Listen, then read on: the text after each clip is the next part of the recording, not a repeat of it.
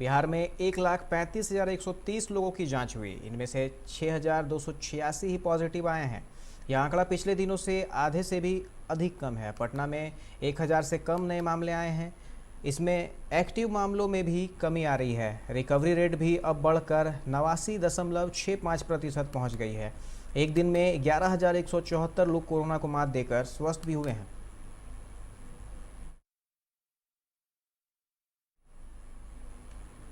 बेगूसराय में एक पति ने अपनी पत्नी की गोली मारकर हत्या कर दी।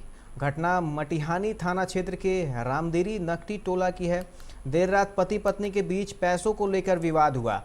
पत्नी ने अपने भाई द्वारा दिए गए 1 लाख रुपये कर्ज लौटाने को कह रही थी। इतना कहते ही उसके पति उसे पीटने लगा। विरोध किया तो पति ने उसकी गोली मारकर हत्या कर दी। महिला को 7 गोली मारी गई थी। गोलीबारी के बाद इलाके में हड़कंप मच गया। कोरोना की दूसरी लहर में भी बिहार का स्वास्थ्य विभाग वेंटिलेटर चलाने वालों की व्यवस्था नहीं कर पाया। यही कारण है कि लोगों की जान जाती रही। लेकिन राज्य के 36 जिलों में 207 वेंटिलेटर की पैकिंग तक नहीं खुल पाई है। अब विभाग ने बेकार पड़े वेंटिलेटरों को 2 मई को निजी अस्पतालों में लगाने की अनुमति दी है। कोरोना की दूसरे लहर में बिहटा के सिकंदरपुर ईएसआईसी मेडिकल कॉलेज व अस्पताल में अलग से ओपीडी मेडिकल सेवाओं का शुभारंभ किया गया।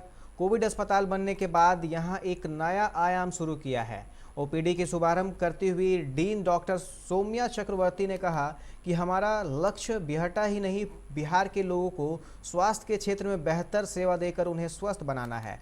इसी के तहत कोरोना के बाद ओपीडी की शुरुआत की गई है।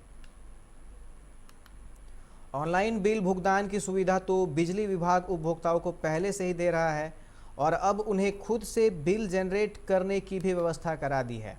लॉकडाउन के कारण बिजली का बिल घर नहीं पहुंच रहा है, तो इस नई सुविधा व्यवस्था से परेशानी दूर हो जाएगी। वहीं सेल्फ बिलिंग की सुविधा प्रदान करने से उपभोक्ताओं की रीडिंग से जुड़ी शिकायतें भी समाप्त हो सकेगी। दरअसल लॉकडाउन के दौरान मीटर रीडर का घर घर जाना संभव नहीं है। इस कारण उपभोक्ताओं को बिजली बिल जनरेट करने का विकल्प उपलब्ध कराया है। धालमूगढ़ थाना क्षेत्र के डोमापाल गांव के आकाशीय बिजली गिरने से एक युवक की मौत हो गई, जबकि उसके साथ पैदल ही घर की ओर आ रहे दूसरे युवक की आवाज़ चली गई। घटना देर शाम की है। जख्मी युवक को अस्पताल में भर्ती कराया गया है।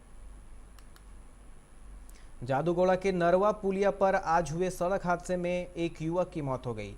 युवक बाइक से जादूगोड़ा जा रहा था। इसी दौरान मछली ले जाने वाली एक पिकअप वैन ने युवक को सामने से टक्कर मार दी।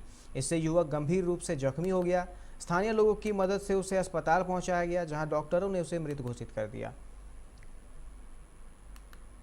महाराष्ट्र में ताउते चक्रवाती तूफान आने की वजह से रांची से मुंबई की सारी फ्लाइटें कैंसिल रहीं। इस वजह से रांची से मुंबई जाने वाले यात्रियों को अपनी यात्रा कैंसिल करनी पड़ी। जब तक महाराष्ट्र में तौते का असर रहेगा, तब तक रांची से मुंबई की उड़ानें मुश्किल हैं। इसके अलावा दिल्ली, अहमदाबाद, चेन्नई आदि शहरों की भी उड़ानें कैंसिल हुई हैं। दिल्ली की कुछ उड़ानें ही गई हैं। रांची एयरपोर्ट पर यात्रियों का आवागमन धीरे धीरे कम होता जा रहा है।